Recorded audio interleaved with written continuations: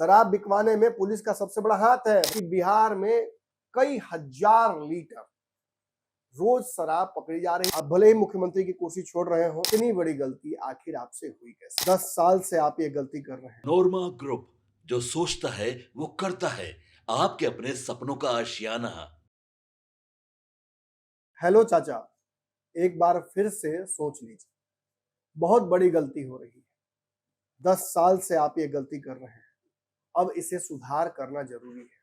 आप जा रहे हैं, लेकिन फिर भी हम आपकी गलतियों को भूल नहीं सकते हैं। आपको एक बार फिर से कंसीडर करना पड़ेगा, इतनी बड़ी गलती आखिर आपसे हुई कैसे?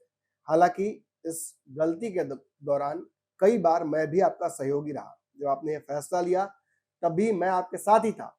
लेकिन आज जब पीछे मुड़कर उस फैसले को देखता हूं, तो ये समझ में आता है कि निश्चित ही बहुत बड़ी चूक हो गई और इस चूक को होने दिया गया लगातार 10 साल।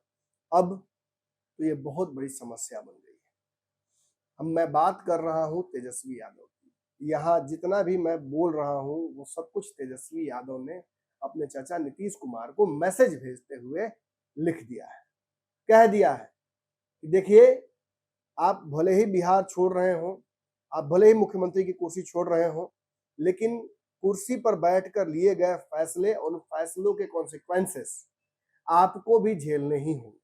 बिहार पिछले 10 सालों में जो झेला है, जो देखा है, वो सब कुछ आपके समक्ष रख रहा हूं।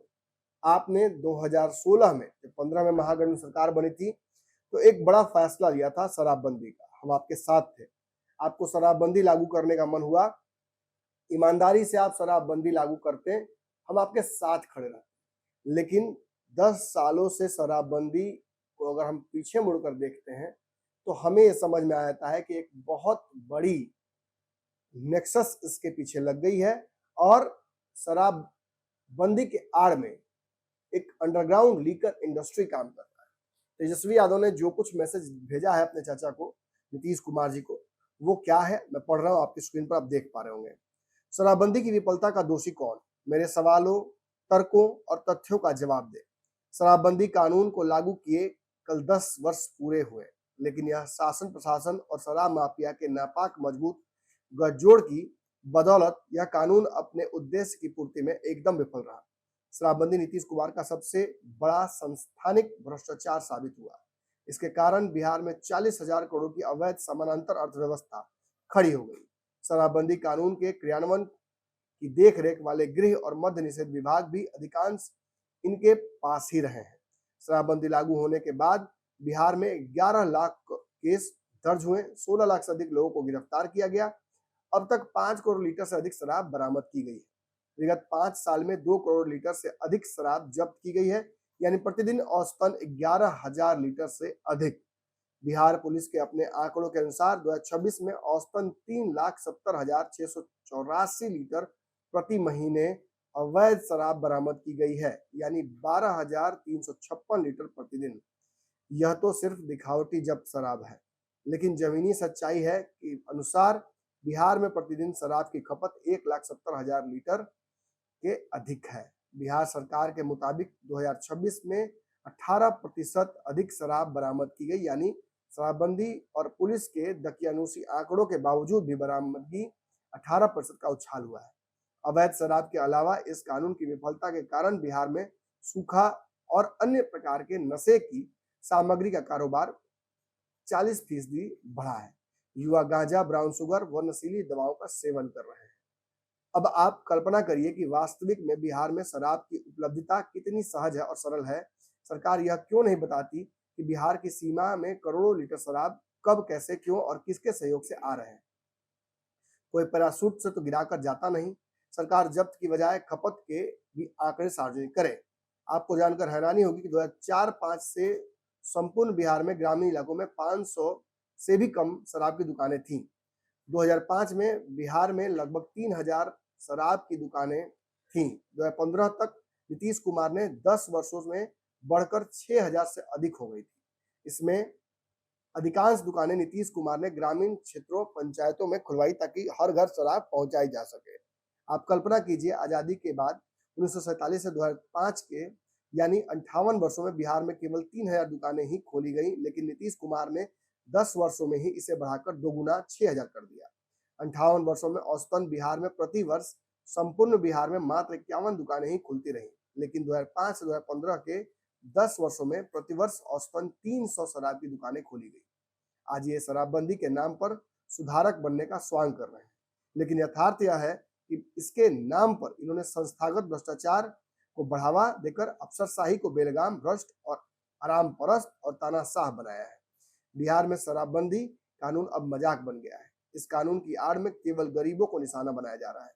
शराबबंदी कानून के तहत करीब 16 लाख से अधिक जिन लोगों की गिरफ्तारी हुई है, उनमें सबसे अधिक गरीब, दलित, पिछड़े और अति पिछड़े वर्ग के लोग हैं। बिहार में शराबबंदी को लेकर सर्वोच्च न्यायालय ने कहा कि पुलिस के कारण ही शराब की तस्करी हो रही है और पुलिस का एकमात्र काम रह गया है भ्रष्टाचार, उगाही और कानून का दुरुपयोग करने वालों को संरक्षण देना। 16 लाखों लोगों को गिरफ्तार के बावजूद भी सप्लायर और तस्करों को गिरफ्तार नहीं किया गया। किसी भी जिले के एसपी, डीएसपी या बड़े अधिकारी पर कार्रवाई नहीं की गई। उन्होंने यहाँ तक कहा कि सरकार जिसको चाहती है उसे पर कार्रवाई करती है और चयनात्मक तौर पर कार्रवाइयां होती है। सरकार उन अधिकारियों और प्रशासनिक लोगों पर कार्रवाई क्यों नहीं करती जो भ्रष्टाचार के माध्यम से शराबबंदी को विफल करना चाहते हैं। तेजस्वी यादव ने एक पत्र, लंबा चौड़ा पत्र आंकड़ों के साथ, कि बिहार में कई हजार लीटर रोज शराब पकड़ी जा रही है। 2026 में तो आंकड़े चौंकाने वाले हैं। 18% उछाल हो गया है शराब पकड़े जाने के मामलों में। अब तेजस्वी कह रहे हैं कि इतना तो पकड़ा जा रहा है, कितना पी जा रहा है सब ये भी तो बताइए। बिहार में पुलिस पर आरोप लगाते उन्होंने कहा कि पुलिस या महकमा खुद सुप्रीम कोर्ट, हाई कोर्ट तक कह चुका कि शराब बिकवाने में पुलिस का सबसे बड़ा हाथ है, भ्रष्टाचार का अड्डा बन गई है पुलिस और केवल उगाही के लिए पुलिस में आ रहे हैं। इतने सारे आरोप नीतीश कुमार के जाते आते तेजस्वी यादव ने उनके माथे पर चस्पा दिया है। अब जदयू का बयान क्या आता है वो देखना मजेदार होगा। आपकी क्या राय है? क्या जाते थे नीतीश कुमार पर जो आरोप लगाए हैं तेजस्वी यादव ने वो सच है? आपके सपनों को हमने सजाया है, ई होम्स पैनोरामा को हमने बनाया है। ई होम्स मेरा एक सपना था जिसपे मैं पिछले 4 साल से काम कर रहा था। हमने जो बनाया है वो सबने है माना। ई होम्स पैनोरामा में हो आपका भी आशियाना। और फाइनली हमने 2021 में इस प्रोजेक्ट को लॉन्च किया। बहुत लोग अप्रिशिएट कर रहे हैं कि पूर्णिया जैसे शहर में, बिहार के, एक तो बिहार की बात करें उसमें भी पूर्णिया जैसे छोटे जगह में इस तरह का लाइफस्टाइल देना, ये सुन के हम लोगों को बहुत अच्छा लगता है। ई होम्स में हमने कुछ और भी किया है, जैसे हम जिस जगह में रह रहे हैं हमारे फैमिली सिक्योर हो, उनको सिक्योरिटी का ध्यान में रखा है। आपकी सुविधा और सुरक्षा आपके लिए खास है, ये आपका विश्वास है। इसमें आर्टिफिशियल इंटेलिजेंस का 7 लेयर सिक्योरिटी का हमने इस्तेमाल किया है। लस ग्रीन कैंपस को बनाया है। यदि हमारा बाउंड्री वाल है तो वो वर्टिकल गार्डन है। ये जितनी भी फैसिलिटी होता है एक इंटरनेशनल टाउनशिप में ई होम्स है, ये हम लोग विश्वास नहीं कर पा रहे हैं। जो भी हमारे मित्र, दोस्त या जो भी हमारे बाहर के बाहर आते हैं तो हम लोगों को बहुत अच्छा सुनने को मिलता है और बहुत अच्छा क्रेडिट मिल रहा है। वो सारा हमने सिर्फ एक बिल्डिंग नहीं बनाया, हमें एक बहुत अच्छा लाइफस्टाइल दिया ई होम्स में, और मेरा एक सपना था जिसको मैं आज फुलफिल होते हुए देख रहा हूँ। ये आपका आवास है। ई होम्स पैनोरामा में अब आपका निवास है। E homes panorama, luxurious lifestyle redefined. Panorama group, जो सोचता है वो करता है। अगर ये वीडियो पसंद आई और वह बिहार के राजनीति और बिहारियत से सरोकार रखेनी तो सब्सक्राइब बटन दबा के चैनल के सब्सक्राइब कर ली। ओजे एगो घंटी बा, ओकरा बटन दबा देला से कुल सटीक और मारक खबर रुआ मुफ्त में मिल जाई। अगर रुआ पत्रकारिता के हमनी के नया प्रयोग में सहयोग कर चाहतानी तो ज्वाइन बटन दबा दी। पेटीएम नंबर नोट कर ली 9386816700।